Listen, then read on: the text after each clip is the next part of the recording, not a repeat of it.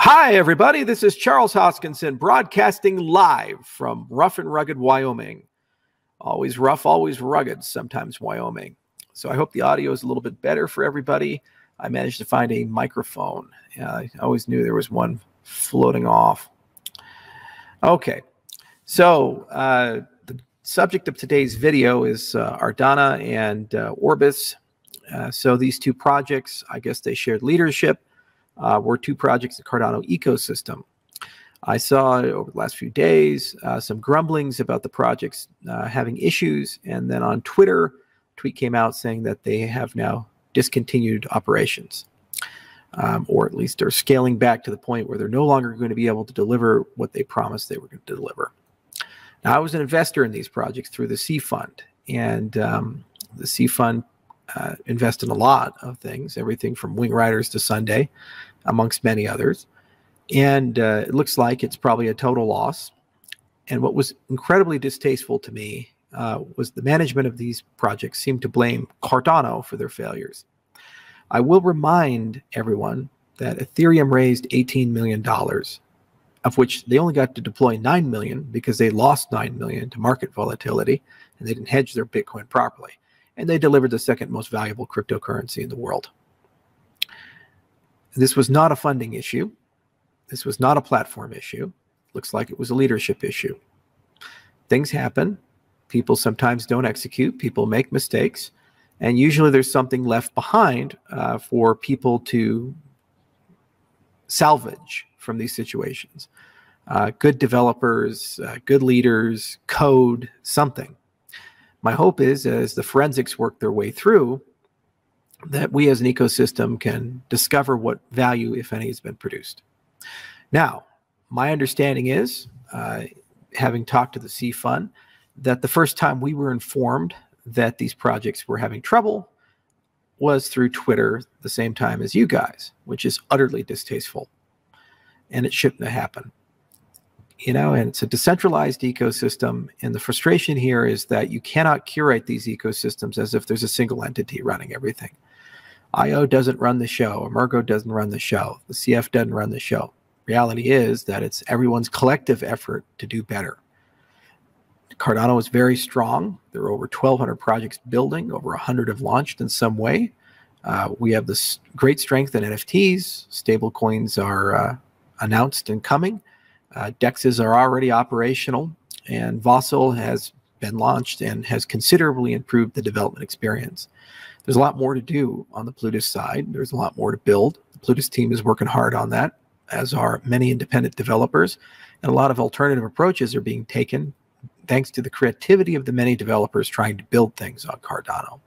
Like any new platform, it does take time and it does take effort. But this was the case with Ethereum, and it didn't seem to stop their growth. This was the case with Bitcoin, and it didn't seem to stop their growth. This was the case with Android and iOS, and it didn't seem to stop their growth in that respect. Languages and people, processes and procedures, they always find a way if they have a good idea, and there are good people working hard.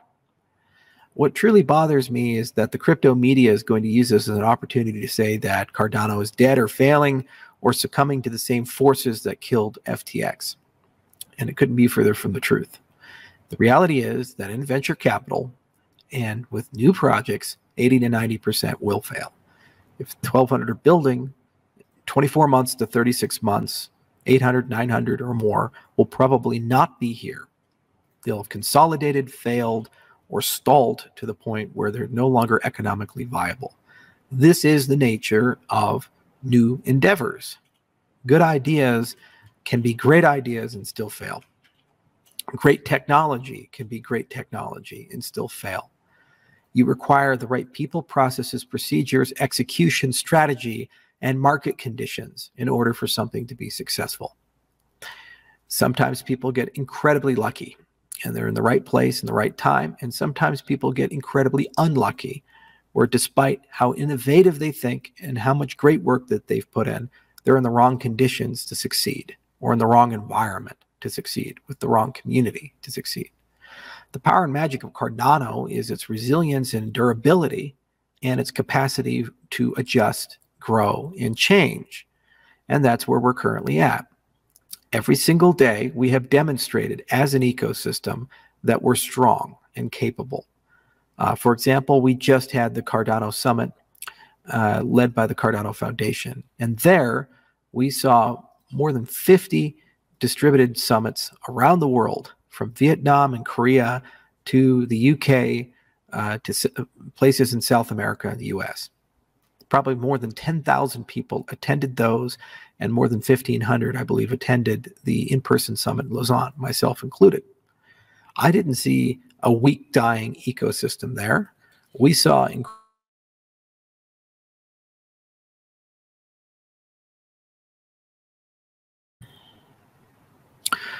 incredibly passionate, evangelistic people. Sorry, I seem to be having some more mic problems. Can everybody hear me?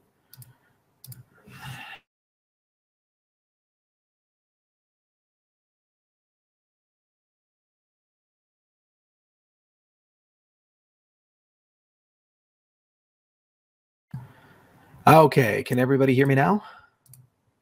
Testing, testing. Yeah, there we go. We saw incredibly passionate and evangelistic people building great things every day. And we saw the same thing at Scottfest. We saw the same thing with the growth overall of the ecosystem. But what this does highlight is that there is a need for us as a community to be better at due diligence and demanding accountability and responsible reporting for the projects who purport to be building on Cardano and are in a position of public trust, either from receiving funds from Catalyst or ISPOs, foundation grants, or venture capital in our ecosystem. They should be more than willing to regularly engage with the community, have weekly or monthly updates on development, demonstrate good source code, including where they're having troubles and problems through Stack Exchange, Discord, or other places. They also should be more than willing to work with the community to help ameliorate and address problems, and be intellectually honest about where they're at and where they're going to have delays or troubles. If projects are having funding problems, they absolutely need to get in front of it and point out that conditions have changed and try to work with the community to resolve those particular problems. Perhaps projects could merge together. Perhaps projects can find ways to reduce costs in a novel, creative effort.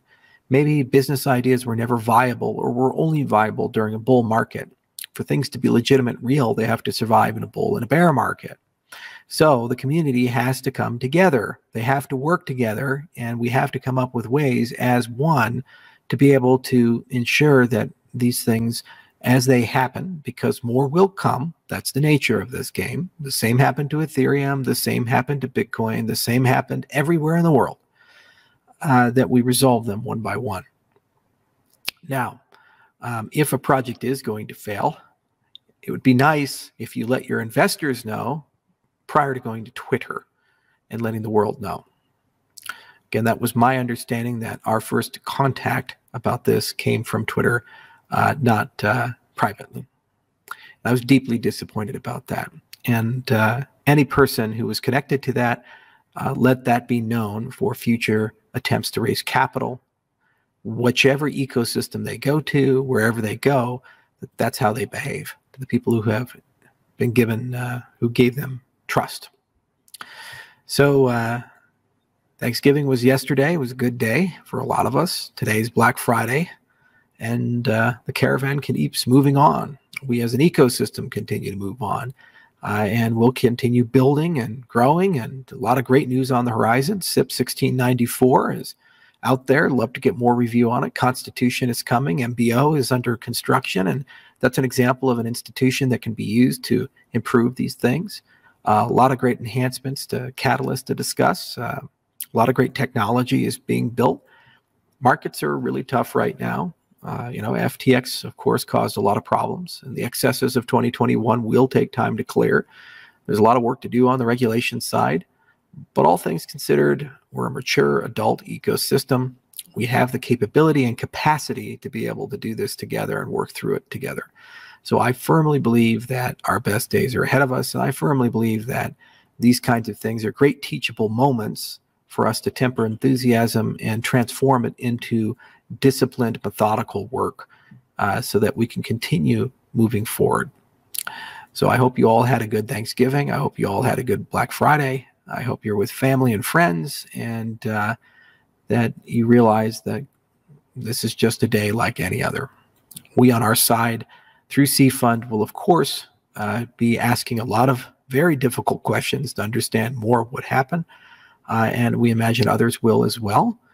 And to any other project building on Cardano, please do make sure that you use this as a teachable moment for more transparency and for more accountability. And of course, if there are problems, let them be known now, when there's an opportunity for them to be fixed, as opposed to after you fail, when there isn't.